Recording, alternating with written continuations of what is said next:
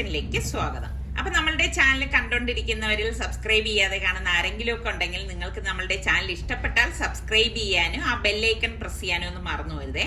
എങ്കിൽ മാത്രമേ ഞങ്ങൾ വീഡിയോസ് ഒക്കെ പോസ്റ്റ് ചെയ്യുമ്പോൾ നിങ്ങൾക്ക് നോട്ടിഫിക്കേഷൻ കിട്ടുകയുള്ളൂ.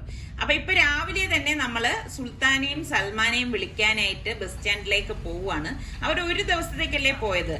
അപ്പൊ രാവിലെ അവിടെ എത്തി, വൈകുന്നേരം ബസ്സിൽ കയറി. ഇന്നിപ്പോ രാവിലെ ഇപ്പൊ 7:30 ആയിട്ടുണ്ട്. അപ്പൊ അവരുടെ ബസ്സാണ് ഈ വരുന്നത്. അപ്പൊ രാവിലെ ആയപ്പോ തന്നെ പിള്ളേർ വിളിച്ചിട്ടുണ്ടായിരുന്നു ഞങ്ങൾ ഇന്ന സ്ഥലത്തേക്ക് എത്തിയിട്ടുണ്ടെന്ന്. അപ്പൊ നമ്മുടെ വീടിന് അടുത്ത് തന്നെയാണ്. അപ്പൊ ഞങ്ങൾ കറക്റ്റ് ആയിട്ട് വന്നപ്പോഴേക്കും അവർ രണ്ടുപേരും ബാക്കിൽ നിന്ന് വരുന്നത് നോക്കി രണ്ടാള് ടയേർഡായിട്ട് വരുവാണ്. അപ്പൊ കറക്റ്റ് ടൈം ആയിരുന്നില്ല. പോയിട്ട് എങ്ങനെയുണ്ട്? One day Bangalore tour. വീട് കിട്ടിയ വീടൊക്കെ കിട്ടിയ കിട്ടി. മെയിൻ റോഡിന്റെ അടുത്ത് തന്നെ. എത്ര കിലോമീറ്റർ ദൂരം? എന്റെ ഓഫീസിൽ നിന്ന് 5 കിലോമീറ്റർ. പക്ഷേ ഡയറക്റ്റ് ബസ്സൊക്കെ ഉണ്ട്. റോഡ് ക്രോസ് ചെയ്ത് ഉടനെ ബസ് സ്റ്റോപ്പ്. കറക്റ്റ് ഉള്ളിലൊന്നും അല്ല, മെയിൻ റോഡിൽ തന്നെ നല്ലൊരു അപ്പാർട്ട്മെന്റ് കിട്ടി. ഓണറും നല്ല ആള്. നമ്മുടെ ടേംസ് കണ്ടീഷൻസ് ഒക്കെ ഓക്കെ ആയിട്ട് വന്നു. മലയാളി ഓണറാ? അല്ലല്ല, അവിടുത്തെ ആള് തന്നെ. അവിടുത്തെ ഏതോ കമ്പനിയിൽ വർക്ക് ചെയ്യുന്ന ആളാണ്. സലൂന് ബോറടിച്ചാ? ഭയങ്കര ക്ഷീണം. ഇങ്ങനെ ചെറിയ കുട്ടികളെ ട്രിപ്പിൽ കൊണ്ടുപോയില്ലേ, ബുദ്ധിമുട്ട് തന്നെ. കണ്ടീഷൻസ് ഒക്കെ മുട്ടായി വാങ്ങിച്ചു കൊടുക്കണോന്നൊക്കെ പറയൂ. ഈ ചൂട് വെയിലത്തല്ല, ചൂട് വെയിലൊന്നും ഇല്ല. നോമ്പ് പിടിച്ചതിന്റെ ഒരു ക്ഷീണം അത്രേ ഉള്ളൂ. അല്ലാതെ ഭയങ്കര ടയറിംഗ് ഒന്നും അല്ല അവിടെ. ഭയങ്കര ചൂട്. അവിടെ മറ്റേ മോളിൽ കയറിയാലും സെയിം ടെമ്പറേച്ചർ. സുൽത്താന് തലവേനൊന്നും ഇല്ല. അതിന്റെ കാര്യം എന്താന്ന് പറഞ്ഞു കൊടുക്കാം അവർക്ക് മനസ്സിലാകാൻ. വെയിലടിച്ചു കഴിഞ്ഞാൽ തലവേദന ഒന്നും നടക്കൂല. ബാംഗ്ലൂരിൽ അവന്റെ ആവശ്യത്തിന് വേണ്ടി എത്ര വെയിലടിച്ചാലേ ഇതൊന്നും ചൂടൊന്നും അല്ല. അവിടെ സാധാ ചൂടൊന്നല്ല, ഇവിടെ ഭയങ്കര സാധാ ചൂടല്ല. ബാംഗ്ലൂരിൽ വേറെ സ്പെഷ്യൽ ആണ് കേട്ടാ. വേറെ രാജ്യമാണ്. അതെ അതെ, ബാംഗ്ലൂർ സിറ്റി എന്ന് പറഞ്ഞാല് അതാണ് സുൽത്താൻ. ഇവിടെ ആണെങ്കിൽ സുൽത്താൻ ഒന്ന് പാല് വാങ്ങിച്ചിട്ട് വാ മോനേന്ന് പറഞ്ഞാൽ അവൻ പറയും ഉമ്മ വെയിലൊന്ന് താരട്ട്, വെയില് എനിക്ക് തലയിൽ അടിച്ചു കഴിഞ്ഞാൽ എനിക്ക് അപ്പൊ തലവേദന വരും എന്ന് അറിയത്തില്ലേ. ഇപ്പൊ എത്ര മണിയായി പുറത്ത് വെയിൽ നോക്ക്. ബാംഗ്ലൂരിൽ നല്ല തണുപ്പായിരുന്നു. പോകുമ്പോ ബ്ലാങ്കറ്റ് എടുക്കാൻ മറന്നല്ലേ? ബ്ലാങ്കറ്റ് എടുക്കണം. ഇന്ന് നോമ്പ് തുറക്കാൻ എന്തുണ്ടാക്കണം എന്നൊക്കെ വിചാരിച്ചിരിക്കുമ്പോഴാണ് സൽമാൻ പറയുന്നുണ്ടായിരുന്നു ഉമ്മ ഒന്ന് കപ്സ ഉണ്ടാക്കുമ്മ, കുറെ നാളായി കപ്സ കഴിച്ചിട്ടെന്ന്. അവിടെ നിന്ന് വന്ന് അവനാണ് ഈ പറയുന്നത്. അപ്പൊ ഞാൻ വിചാരിച്ചു ശരി എന്നാ അത് മാത്രം വേണ്ട, എന്തായാലും 1-2 ഡിഫറെന്റ് ആയിട്ടുള്ള ഐറ്റംസ് കൂടി ഉണ്ടാക്കാമെന്ന് എന്റെ മനസ്സിലുണ്ട്. അപ്പൊ അങ്ങനെ തയ്യാറായിട്ടാണ് ഞാനിപ്പോ നിൽക്കുന്നത്. ഇപ്പൊ നമ്മളിതാ വീട്ടിലെത്തിയിട്ടാ. അപ്പൊ ഞാൻ വീട്ടില് വന്നിട്ട് ഞാൻ നോക്കിയപ്പം ഒരു പൈനാപ്പിൾ ഇരിക്കുന്നുണ്ടായിരുന്നു. അപ്പൊ ഞാൻ വിചാരിച്ച് ശരി എന്നാ ഒരു പുഡിങ് തയ്യാറാക്കാം എന്ന് വിചാരിച്ചു കേട്ടോ. ചില സമയം ഇങ്ങനെയാണ്. അപ്പൊ പുഡിങ് ഒക്കെ ആകുമ്പോൾ നമ്മൾ നല്ല തണുപ്പിച്ച് കഴിക്കുമ്പോഴാണല്ലോ അതിനൊരു ടേസ്റ്റ് കിട്ടുന്നത്.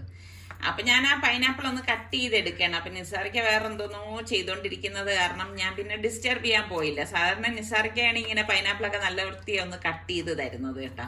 അപ്പൊ ഞാൻ ഇത് ചെറുതായിട്ടൊന്ന് മുറിച്ചെടുക്കുകയാണ്. ഇപ്പോഴാണെങ്കിൽ നമ്മുടെ നാട്ടിലാണെങ്കിൽ ഈ ചക്കയും മാങ്ങയൊക്കെ പഴുക്കുന്ന സീസൺ ആയതുകൊണ്ട് ഭയങ്കര ഈച്ചയാണ് കേട്ടോ. അപ്പൊ പൈനാപ്പിളൊക്കെ കട്ട് ചെയ്യുമ്പോൾ തന്നെ ഇങ്ങനെ ഈച്ച ഇങ്ങനെ നമുക്ക് ചുറ്റും കറങ്ങും. അപ്പൊ ഞാൻ ഈ പൈനാപ്പിൾ ഒരു പാനിലേക്ക് ഇട്ടിട്ട് ആവശ്യത്തിനുള്ള പഞ്ചസാര ഇട്ട് കൊടുക്കണം. ഇതിനൊന്നും പ്രത്യേകിച്ച് ഒരു കണക്കും കാര്യമൊന്നും ഇല്ല കേട്ടോ. നമ്മളുടെ മധുരത്തിന് എത്രയാണോ അതിന് പാകത്തിന് ഇട്ട് കൊടുത്താൽ. ഞാനൊരു കുഞ്ഞു സ്പൂണിലാണ് ഇതുപോലെ ഒരു 3 സ്പൂൺ പഞ്ചസാര ഇട്ട് കൊടുത്തിരിക്കുന്നത് കേട്ടോ. എന്നിട്ട് ഇതുപോലെ ഒന്ന് ഇളക്കി കൊടുക്കും. അപ്പോൾ ഇതുപോലെ ഒന്ന് കളർ മാറി വരുന്ന സമയത്ത് മാത്രം ഞാൻ കുറച്ച് തിളച്ച വെള്ളം ഇതിലേക്ക് ഒഴിച്ചു കൊടുക്കാം. അപ്പോൾ പുഡിങ്ങിനാണെങ്കിൽ നമ്മൾ പൈനാപ്പിൾ ഡയറക്റ്റ് ഇടരുത് കേട്ടോ. ഇതുപോലെ ഒന്ന് വേവിച്ചിട്ട് മാത്രമേ ഇടാവൂ. ഇല്ലെങ്കിൽ എന്താണെന്ന് വെച്ചാൽ ഭയങ്കര കയ്പായിരിക്കും.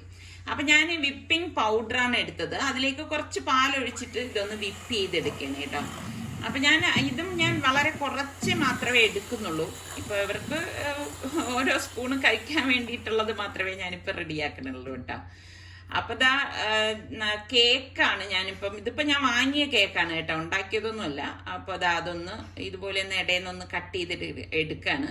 മിൽക്ക് കേക്കാണ് കേട്ടോ. വളരെ സോഫ്റ്റ് ആയിട്ടുള്ള കേക്ക് വേണം നമ്മളിങ്ങനെയുള്ള പുഡിങ്ങിന് ഉപയോഗിക്കാനായിട്ട്.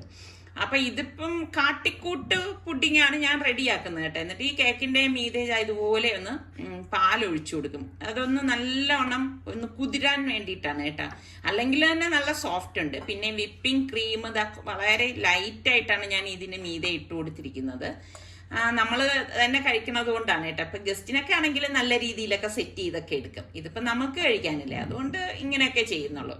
പിന്നെ നമ്മൾ തയ്യാറാക്കിയ പൈനാപ്പിളിന്റെ ഇത് തണുത്ത ശേഷം ഇതുവരെ ഒരു ലെയർ വെച്ചിട്ട് പിന്നെ കേക്കും വെച്ച് ബാക്കിയിരിക്കുന്ന ഈ വിപ്പിംഗ് ക്രീം ഉണ്ടല്ലോ അത് ഇതിലേക്ക് ഇട്ട് കൊടുക്കും. എന്നിട്ട് അതൊന്ന് ലെവൽ ചെയ്ത് കൊടുത്ത ശേഷം ബാക്കിയിരിക്കുന്ന പൈനാപ്പിളും കൂടി ഇതുപോലെ ലെവൽ ചെയ്ത് വെക്കും. അപ്പൊ ഇത്രയേ ഉള്ളൂ.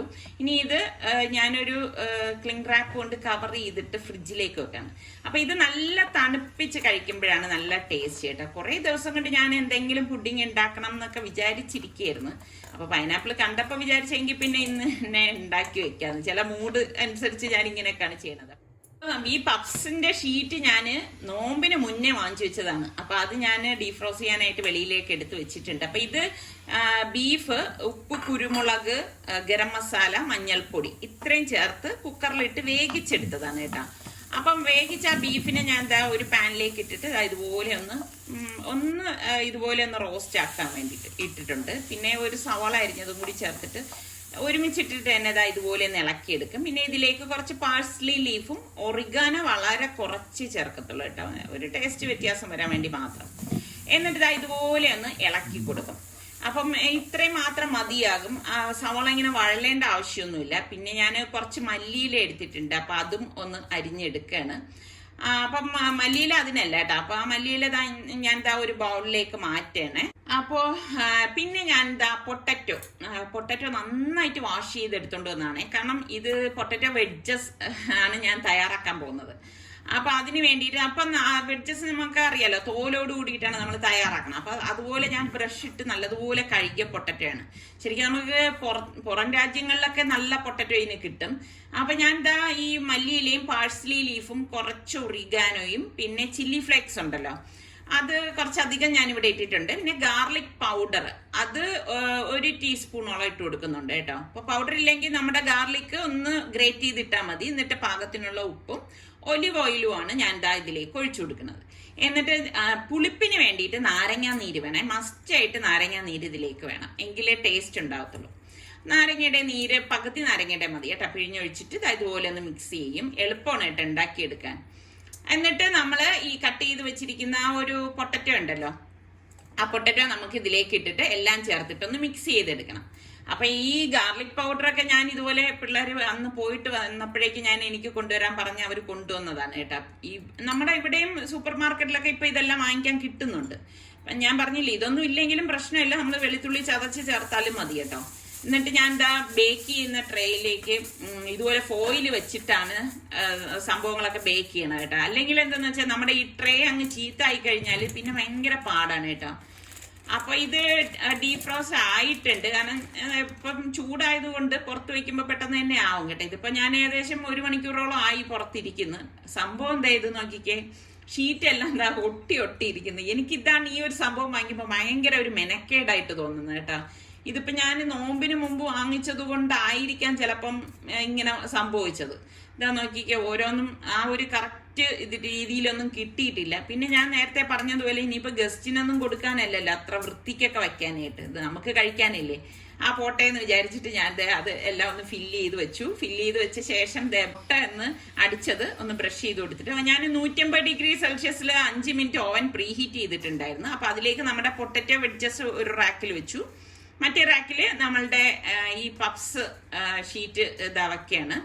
അപ്പൊ അത് ഒരു 180 ഡിഗ്രി സെൽഷ്യസിൽ ഒരു 20-25 മിനിറ്റോളം നമ്മളിത് ബേക്ക് ചെയ്തെടുക്കും കേട്ടോ. ഞാൻ 25 മിനിറ്റ് വയ്ക്കും, ഇടയ്ക്ക് ഞാൻ വന്ന് നോക്കും, ആയാലെടുക്കും, അങ്ങനെയാണ് ചെയ്യണത്. അപ്പൊ ഞാൻ മുളക് പൊടി, മല്ലിപ്പൊടി, മഞ്ഞപ്പൊടി, ഗരം മസാലപ്പൊടി, കുരുമുളക് പൊടി, പിന്നെ ഈ കപ്സ മസാല അതൊരു 2 ടേബിൾ സ്പൂണോളം ഇടുന്നുണ്ട്. പാകത്തിനുള്ള ഉപ്പും കൂടി ഇട്ട് കൊടുക്കാണ്. എന്നിട്ട് കുറച്ച് ഓയിലും കൂടി ഒഴിച്ച് നാരങ്ങാ നീരും കൂടി ഇതിലേക്ക് പിഴിഞ്ഞൊഴിച്ചു കൊടുക്കും. ഒഴിച്ചു കൊടുത്തിട്ട് ഇതെല്ലാം ചേർത്തിട്ട് ഒന്ന് കൈകൊണ്ട് മിക്സ് ചെയ്ത് കൊടുക്കും കേട്ടോ. അപ്പം നമുക്ക് എന്താണ് എത്രയാണോ മസാല വേണ്ടത് അതിനനുസരിച്ച് നിങ്ങൾ ചേർത്ത് കൊടുത്താൽ മതി. എന്നിട്ട് കുറച്ച് വെള്ളം ഒഴിച്ച് ഇതൊന്ന് ഒന്ന് ഇളക്കിയെടുക്കും. ഇളക്കിയെടുത്ത ശേഷം ഞാനിവിടെ ചിക്കൻ പീസസ് ഒരു 4 പീസാണ് എടുത്തിട്ടുള്ളത്. അത് ഇതിലേക്ക് മസാല തേച്ച് പിടിപ്പിക്കുകയാണ് ചെയ്യണത്.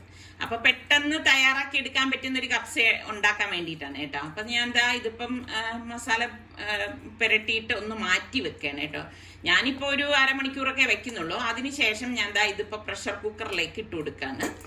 പ്രഷർ കുക്കറിലേക്ക് എളുപ്പത്തിന് വേണ്ടിയിട്ട് പെട്ടെന്ന് റെഡിയാവാൻ വേണ്ടിയിട്ട് ചെയ്യണതാണ് കേട്ടോ. എന്നിട്ട് ഈ മസാലയുടെ ആ ബൗളിൽ കുറച്ച് വെള്ളം ഒഴിച്ചിട്ട് ഏകദേശം 1 കപ്പോളം വെള്ളം വരും, ഒഴിച്ചിട്ട് കലക്കി ഇതിലേക്ക് ഒഴിച്ച് വെയിറ്റ് ഇട്ടിട്ട് 2 വിസിൽ വരെ ഇതൊന്ന് വേവിച്ചെടുക്കുക. ലോയ്ക്കും മീഡിയത്തിനും ഇടയിലാണ് ഫ്ലെയിം വെക്കണത്. അപ്പൊ ഞാനിവിടെ സെല്ല റൈസ് 2 കപ്പ് റൈസ് എടുത്തിട്ടുണ്ട്. അപ്പൊ അത് കഴുകി വെള്ളം ഒഴിച്ച് ഒന്ന് കുതിരാനായിട്ട് മാറ്റി വെക്കാണ്. അപ്പോൾ വെളിയിലിപ്പം ഇലകളൊന്നും അനങ്ങുന്നില്ല, നല്ല ഒരു ക്ലൈമറ്റ് ആയിട്ട് നിൽക്കുകയാണ് കേട്ടോ. അപ്പം ഇതിൻ്റെ ഇടയിൽ നമ്മുടെ ചിക്കനൊക്കെ റെഡി ആവുന്നുണ്ട്. അപ്പോൾ നമ്മുടെ ഇവിടുത്തെ പപ്സും റെഡി ആയിട്ടുണ്ട്. അപ്പോൾ ഞാൻ ആ പപ്സിന്റെ റാക്ക് എടുത്ത് മാറ്റുകയാണ് കേട്ടോ. കാരണം അത് കറക്റ്റ് പരുവം, ഇനി ഇരുന്ന് കഴിഞ്ഞാൽ അത് കരിഞ്ഞു പോകും. അപ്പൊ ഞാൻ ഇങ്ങനെയാണ് ബേക്കിങ്ങിന് വെച്ച് കഴിഞ്ഞാൽ ഇടയ്ക്ക് ഇതുപോലെ വന്ന് ആ ഗ്ലാസ്സിൽ കൂടെ നോക്കുമ്പോൾ നമുക്ക് മനസ്സിലാവും റെഡി ആയിട്ടുണ്ടെങ്കിൽ അങ്ങ് എടുക്കും കേട്ടോ. കാരണം ഓവറായിട്ട് ഇത് കുക്കാവാൻ പാടില്ല. അപ്പം നമ്മളുടെ പൊട്ടറ്റോ വെഡ്ജസ് അതായത് റെഡി ആയിട്ടില്ല കേട്ടോ. അപ്പൊ അത് ഒന്ന് ഇളക്കി ഇടാൻ പോവാണ്. ഇനിയും അത് റെഡിയാകാനായിട്ടുണ്ട്, കണ്ടില്ലേ. അപ്പൊ ഇതുപോലെ ഒന്ന് ഇളക്കി ഇട്ടിട്ട് അത് ഓവനിലേക്ക് അങ്ങ് വെക്കാണ്. അപ്പൊ അത് അവിടെ ഇരുന്ന് ഒരു 10-12 മിനിറ്റ് അത്രയും മാത്രമേ ഇനി വേണ്ടി വരത്തുള്ളൂ. അപ്പൊ അത് അവിടെ ഇരുന്ന് റെഡി ആവട്ടെ. ഇനിയിപ്പോ ഓവനൊന്നും ഇല്ലെങ്കിലും നമുക്ക് പാനിൽ ഇതുപോലെയൊക്കെ തന്നെ തയ്യാറാക്കി എടുക്കാം കേട്ടോ. ഇതുപോലെയൊക്കെ ഒരുപാട് സംഭവങ്ങൾ പാനിൽ ഉണ്ടാക്കണമെന്ന് ഞാൻ കാണിച്ചിട്ടുണ്ടായിരുന്നു. അപ്പൊ നമ്മളുടെ സുൽത്താൻ വാങ്ങിച്ചു വെച്ചിരിക്കുന്ന ലെറ്റൂസ് ആണ് കേട്ടോ. അപ്പൊ ഞാൻ അതൊന്ന് കട്ട് ചെയ്തെടുക്കുകയാണ്. അപ്പൊ ഇതിപ്പം നമ്മളുടെ ഈ ഷോപ്പിലൊക്കെ വാങ്ങിക്കാൻ കിട്ടും കേട്ടോ. ഈ ഒരു ടൈപ്പില് ഒരാഴ്ചയൊക്കെ ഇതിന് ആയുസുള്ളൂ എന്നാണ് അവർ പറയണത്. അപ്പൊ ആ സംഭവം ഇപ്പൊ വാങ്ങിച്ചിട്ട് ഇപ്പം 3-4 ദിവസം ആയി. അപ്പൊ ഞാൻ ആ ലീഫൊക്കെ ഒന്ന് കട്ട് ചെയ്ത് എടുക്കുകയാണ്. ഒരു ബൗളിലേക്ക് ഞാൻ ഏകദേശം ഒരു 3 ടേബിൾ സ്പൂണോളം ടൊമാറ്റോ കെച്ചപ്പ് ഇട്ട് കൊടുക്കാണ്. ഇനി ടൊമാറ്റോ പേസ്റ്റ് ഉണ്ടെങ്കിൽ അതായാലും മതി. 2 ടേബിൾ സ്പൂണോളം മയണൈസും പിന്നെ തഹീന സോസ് ഉണ്ടല്ലോ, അത് നമുക്ക് വാങ്ങിക്കാൻ കിട്ടും കേട്ടോ. തഹീന എന്ന് പറയുന്നത് വെള്ള എള്ളാണ്, എള്ള് അരച്ചതാണ്. അപ്പം ഈ പേസ്റ്റ് ഇല്ലെങ്കിൽ നമുക്ക് വെള്ള എള്ള് വറുത്തിട്ട് അരച്ചെടുത്താലും മതി കേട്ടോ. അതൊരു 2 ടേബിൾ സ്പൂൺ ഇട്ട് കൊടുക്കുന്നുണ്ട്. പിന്നെ പാഴ്സ്ലി ലീഫും ഗാർലിക് പൗഡറും 2 ഓരോ ടീസ്പൂൺ വീതം, പാകത്തിനുള്ള ഉപ്പ്, പിന്നെ കുറച്ച് ഒലിവ് ഓയിൽ, 1 ടേബിൾ സ്പൂണോളം ഒലിവ് ഓയിൽ. പിന്നെ വേണ്ടത് ചില്ലി ഫ്ലേക്സ് ആണ്. കുറച്ച് എരിവിന് വേണ്ടിയിട്ട് ഞാനിവിടെ 1 ടേബിൾ സ്പൂണോളം ഇട്ട് കൊടുക്കുന്നുണ്ട്. എന്നിട്ട് ഇത് നന്നായിട്ടൊന്ന് മിക്സ് ചെയ്ത് കൊടുക്കും. അപ്പൊ സാലഡിനുള്ള ഡ്രസ്സിങ് ആണ് കേട്ടോ ഇത്. ഞാനിവിടെ കുക്കുംബർ 2 എടുത്തിട്ടുണ്ട്. അപ്പൊ എന്റെ കയ്യിൽ എന്ത് വെജിറ്റബിൾ ആണോ അത് വെച്ചിട്ടൊക്കെയാണ് ഞാനിങ്ങനെ സാലഡ് തയ്യാറാക്കുന്നത്. എനിക്ക് ഈ രീതിയിൽ സാലഡ്, വെറൈറ്റി ആയിട്ടുള്ള സാലഡ് തയ്യാറാക്കാൻ ഭയങ്കര ഇഷ്ടമാണ് കേട്ടോ. അപ്പൊ നമ്മള് കുക്കുംബർ 2 അരിഞ്ഞെടുത്തിട്ടുണ്ട്. അപ്പൊ അതൊന്നും പീൽ ചെയ്തെടുത്തിട്ടുണ്ടായിരുന്നു കേട്ടോ. എന്നിട്ട് നമ്മള് ഇപ്പൊ കട്ട് ചെയ്തെടുത്ത ലെറ്റ്യൂസ് ഉണ്ടല്ലോ, അത് ഇതുപോലെ ഇതിലേക്ക് കട്ട് ചെയ്തിട്ട് കൊടുക്കും. അപ്പൊ ഞാൻ പറഞ്ഞില്ലേ, ഇങ്ങനെയുള്ള വെജിറ്റബിൾസും ഫ്രൂട്ട്സും ഒക്കെ ചേർന്ന് ഉണ്ടാക്കുന്ന സാലഡിന് പ്രത്യേക ടേസ്റ്റ് ആണ്. അപ്പൊ എന്റെ കയ്യിൽ ഇന്നിപ്പോ ഗ്രീൻ ആപ്പിൾ ഇല്ലാത്തത് കൊണ്ട് ഞാൻ റെഡ് ആപ്പിളാണ് കട്ട് ചെയ്തെടുത്തിരിക്കുന്നത്. ശരിക്കും റെഡിനെക്കാളും ടേസ്റ്റ് കൂടുതൽ ഗ്രീനാണ് കേട്ടോ. എന്നിട്ട് ഇതൊന്ന് മിക്സ് ചെയ്ത് കൊടുക്കാണ്. അപ്പൊ എപ്പോഴും നമ്മൾ ഇങ്ങനത്തെ സാലഡൊക്കെ ഉണ്ടാക്കുമ്പോൾ നന്നായിട്ട് ഫ്രിഡ്ജിൽ വെച്ച് തണുപ്പിച്ചിട്ട് തന്നെ കഴിക്കണം കേട്ടോ. അതിനാണ് ടേസ്റ്റ് കൂടുതൽ. അപ്പോൾ ഞാൻ സ്റ്റീമൊക്കെ പോയ ശേഷം പ്രഷർ കുക്കർ തുറന്നു. അപ്പൊ ചിക്കനൊക്കെ കറക്റ്റിന് വെന്ത് വന്നിട്ടുണ്ട്. അപ്പൊ ഞാൻ ഇനിയിപ്പോൾ ഇതിൽ നിന്ന് ചിക്കൻ പീസസ് ഒക്കെ ഒന്ന് മാറ്റി വെക്കാണ്. അപ്പൊ ഞാനിവിടെ ഒരു 4-5 പീസ് മാത്രമേ എടുത്തിട്ടുള്ളൂ കേട്ടോ. അപ്പൊ ബാക്കി ഇരിക്കുന്നത് ഈ ചാറുണ്ടല്ലോ, അത് ഞാൻ മറ്റൊരു പ്രഷർ കുക്കറിലേക്ക് ഒന്ന് മെഷർ ചെയ്ത് ഒഴിക്കുകയാണ്. അപ്പൊ ഈ ചാറ് ഏകദേശം ഇപ്പം 1.25 ഗ്ലാസോളം ഉണ്ടായിരുന്നു. അതിൽ ബാക്കി വെള്ളവും കൂടി ചേർത്തിട്ട് ഞാൻ ഇപ്പോൾ എടുത്തത് 2 ഗ്ലാസ് അരിയല്ലേ, 2 ഗ്ലാസ് അരിക്ക് ഞാനിവിടെ 4.5 ഗ്ലാസ് വെള്ളമാണ് എടുക്കുന്നത് കേട്ടോ. അപ്പൊ ബാക്കി വെള്ളവും കൂടി ചേർത്തിട്ടാണ് നമ്മൾ ഇനി റൈസ് തയ്യാറാക്കുന്നത്. അപ്പൊ ഇത് സെല്ല റൈസ് ആയതുകൊണ്ടാണ് ഇപ്പൊ 4.5 ഗ്ലാസ്, അതായത് ടോട്ടൽ വെള്ളത്തിന്റെ കണക്ക് അങ്ങനെ എടുത്തത്. അപ്പൊ പാനിലേക്ക് കുറച്ച് ഓയിൽ ഒഴിച്ചിട്ട് നമ്മൾ ഈ വേവിച്ച് വെച്ചിരിക്കുന്ന ചിക്കൻ ഉണ്ടല്ലോ, അത് ജസ്റ്റ് ഈ ഓയിലിലേക്ക് വെച്ചിട്ട് ഒന്ന് റോസ്റ്റ് ചെയ്തെടുക്കുകയാണ് കേട്ടോ. ഇനി ഇത് നിർബന്ധമൊന്നുമല്ല, നിങ്ങൾക്ക് ഇങ്ങനെ വേണ്ടെന്നുണ്ടെങ്കിൽ അത് അങ്ങനെ ചെയ്യണമെന്നില്ല കേട്ടോ. അപ്പൊ ഇതൊരു പ്രോപ്പർ വേ ആണോ എന്ന് ചോദിച്ചാൽ അല്ല കേട്ടോ.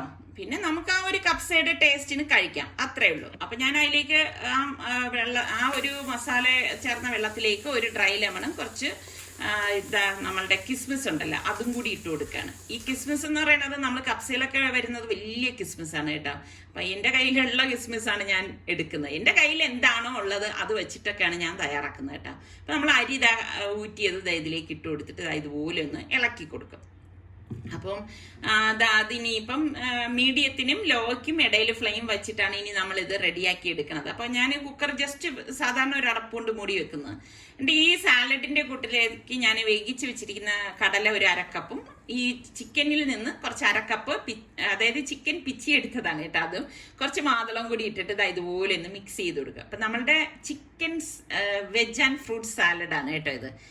അപ്പൊ അത് ഞാൻ ഇപ്പോ മറ്റൊരു പ്ലേറ്റിലേക്ക് മാറ്റുകയാണ്. ഇപ്പൊ ഇതിലേക്കൊക്കെ മാറ്റിയിട്ട് നമ്മൾ ഇത് ടേബിളിലേക്കൊക്കെ വെച്ച് സെർവ് ചെയ്യുമ്പോഴേക്കും നല്ല ഭംഗിയായിരിക്കും. അപ്പൊ ഒരു ഭംഗി കൂട്ടാനായിട്ട് കുറച്ച് മാതളമൊക്കെ ഇതുപോലെ ഇട്ട് കൊടുക്കും കേട്ടോ.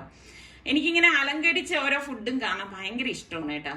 അപ്പൊ ഇതിനെ നന്നായി റാപ്പ് ചെയ്ത് ഫ്രിഡ്ജിലേക്ക് വെക്കാണ് ചെയ്യണത്. അപ്പൊ നമ്മുടെ പൊട്ടറ്റോ റെഡി ആയിട്ടുണ്ട്. അപ്പൊ ഇത്രയേ ഉള്ളൂ സംഭവം. ഇപ്പൊ കറക്റ്റ് ആയിട്ട് റെഡിയായി വന്നിട്ടുണ്ട് കേട്ടോ പൊട്ടറ്റോ. ഞാൻ ഒരു ക്യാരറ്റ് ഒന്ന് ഗ്രേറ്റ് ചെയ്തെടുക്കാണ് കേട്ടോ. ഇത് നമ്മുടെ കപ്സയിലേക്ക് ഇടാൻ വേണ്ടിയിട്ടാണ് ക്യാരറ്റ് ഒന്ന് ഗ്രേറ്റ് ചെയ്തെടുക്കുന്നത്. ഞാൻ ഈ കപ്സ എന്ന് പറയുമ്പം എന്റെ മനസ്സിൽ എപ്പോഴും നമ്മൾ സൗദിയിൽ ഉണ്ടായിരുന്നപ്പോൾ ഉള്ള കപ്സ കേട്ടോ. അതിന്റെ ടേസ്റ്റ് ഇന്നേ വരെ ഒരു കപ്സയ്ക്കും എനിക്ക് ഫീൽ ചെയ്തിട്ടില്ല കേട്ടോ. അതൊരു അടിപൊളി കപ്സ തന്നെയാണ് സൗദിയിൽ കിട്ടുന്നത്. അപ്പൊ നമ്മൾ ഗ്രേറ്റ് ചെയ്ത ക്യാരറ്റ് ഇതിലേക്ക് ഇട്ട് കൊടുക്കാണ്. കുറച്ച് വെള്ളക്കടലയും കൂടി ഇട്ട് കൊടുത്തിട്ട് നന്നായിട്ടൊന്ന് മിക്സ് ചെയ്ത് കൊടുക്കും. അപ്പൊ ഇത്രയേ ഉള്ളൂ സംഭവം കേട്ടോ. അപ്പൊ ഞാൻ അത് ഒരു ബൗളിലേക്ക് മാറ്റുവാണ്. അപ്പൊ തണുത്ത് കഴിയുമ്പോൾ അതൊന്നും കൂടി ഒന്ന് സെറ്റ് ആയിക്കോളും. എന്നിട്ട് നമ്മുടെ ഈ ചിക്കൻ ഫ്രൈ ചെയ്തത് ഞാൻ ഇനി മീതെ വെച്ചു കൊടുക്കണം. അപ്പൊ നമ്മളുടെ ചിക്കൻ ലൊട്ടുലൊടുക്ക് കപ്സയും റെഡി ആയിട്ടുണ്ട്. അപ്പൊ നോമ്പ് തുറക്കാറാവുമ്പോഴേക്ക് ഇപ്പൊ ഇങ്ങനെയാണ് നമ്മളുടെ ആകാശം ഇരിക്കുന്നത് കേട്ടോ. നല്ല ഭംഗിയാണ്. അതുപോലെ തന്നെ പ്രഭാതവും വളരെ മനോഹരമാണ്. അപ്പൊ ഇപ്പൊ നമ്മൾ ഇങ്ങനെ കാണിക്കുന്നതുകൊണ്ടാണ് ഞാൻ പ്രഭാതം അധികം കാണിക്കാത്തത്. ഇൻഷാ അല്ലാഹ് ഞാൻ ഉടൻ തന്നെ നമ്മളുടെ പ്രഭാതം നിങ്ങളെ കാണിക്കുന്നതാണ്. അപ്പൊ നോമ്പ് തുറക്കാറായപ്പോഴേക്ക് ഞാൻ എല്ലാം ടേബിളിലേക്ക് കൊണ്ടുവന്ന് സെറ്റ് ചെയ്ത് വെച്ചു. അപ്പൊ പിള്ളേർക്ക് ഇങ്ങനെ അറബിക് ഡിഷസ് ഒക്കെ വേണമെന്ന് ഇങ്ങനെ ആഗ്രഹം പറഞ്ഞിരുന്നു. അതുകൊണ്ടാണ് ഇങ്ങനെയൊക്കെ ഒന്ന് തട്ടിക്കൂട്ടിൽ ഓരോന്ന് ചെയ്തു വെച്ചത് കേട്ടോ. അപ്പം ഇന്നത്തെ ഇതില് നിങ്ങൾക്ക് ഏത് റെസിപ്പിയാണ് എന്റെ ഈ തട്ടിക്കൂട്ട് റെസിപ്പിയിൽ ഇഷ്ടപ്പെട്ടതെന്ന് കൂടി ഒന്ന് കമന്റ് ചെയ്യണം കേട്ടോ. അപ്പൊ ഇതിപ്പം നമ്മൾ നോമ്പ് തുറക്കാൻ ഞാനിപ്പോ എല്ലാം സെറ്റ് ചെയ്ത് കൊണ്ട് വെച്ചിരുന്നെങ്കിലും ബാങ്ക് എടുത്ത് നോമ്പ് തുറക്കുന്ന സമയത്ത് ഇവിടെ ഫ്രൂട്ട്സ്, ജ്യൂസ്, പിന്നെ നമ്മുടെ ഈത്തപ്പഴം ഇത്രയും മാത്രമേ കഴിക്കത്തുള്ളൂ. പിന്നെ നിസ്കാരം കഴിഞ്ഞ് വന്ന ശേഷം മാത്രമേ ആഹാരം കഴിക്കാറുള്ളൂ. കാരണം നിസ്സാരിക്കൊക്കെ അത് നിർബന്ധമാണ്. അല്ലെങ്കിൽ പിന്നെ നിസ്കാരം മുടങ്ങി പോകും എന്ന് പറയും. അപ്പം പിള്ളേരിൽ കൈവയ്ക്കാൻ നല്ല നിസ്സാരിക്ക സമ്മതിക്കത്തില്ല. വന്ന് നിസ്കാരം കഴിഞ്ഞിട്ട് വന്ന് കഴിച്ചാൽ മതി എന്ന് പറയും. അങ്ങനെ ഇപ്പം കൊതി മൂത്തിട്ട് രണ്ടുപേരും ഓരോ പപ്സ് എടുത്തതാണ് കേട്ടോ. അപ്പൊ ഇത്രയൊക്കെ തന്നെയല്ലോ നമ്മളുടെ ഇന്നത്തെ വിശേഷം എന്ന് പറയുന്നത്. അപ്പൊ അടുത്ത നല്ല റെസിപ്പിയോ വ്ളോഗുമായിട്ടൊക്കെ നമുക്ക് വീണ്ടും കാണാം. അതുവരയ്ക്കും എല്ലാവർക്കും ഒരിക്കൽ കൂടി റംദാൻ മുബാറക്.